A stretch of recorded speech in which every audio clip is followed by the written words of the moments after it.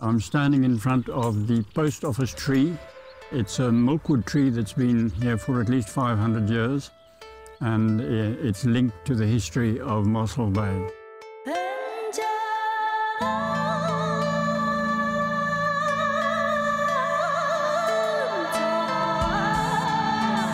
It is a milkwood which is indigenous to this area. The history goes back to Bartholomew Diaz, who was trying to find a way to get from Europe to the Far East to trade without going across Arabia. He was the first one to manage to get around the Cape.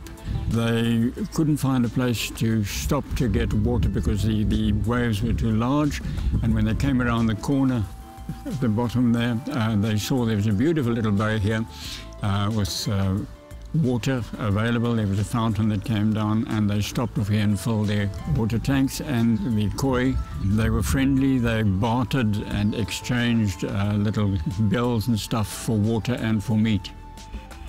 The next visit from the Portuguese happened about 5 years later. One of the captains, Pedro de Taida, went to a harbour called Malacat. They spent a few days there, and they were due to leave the next morning early. So they prepared the sails and rolled up the ropes and stuff. They only had the minimum out because they wanted to leave very early. And during the night, the people from Borneo attacked Malacat and started burning the town down. And because they were ready to leave early, they managed to escape. They stopped off here for water and meat again.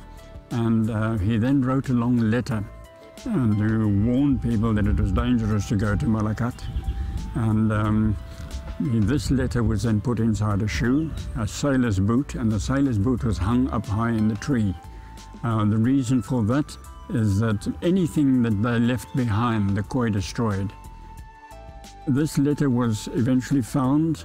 The ship that found it travelled on to the east and did not go to Malacat. And that is where the idea of the post office tree came from. And for many years after that, that is how people left messages for the next ship to come along until there was a settlement here. When the town eventually was laid out, they built a little monument here, structure in the shape of a shoe made from stone, which is actually a post box, and any letters that get posted in there get a stamp on it to say it was posted at the old post office tree.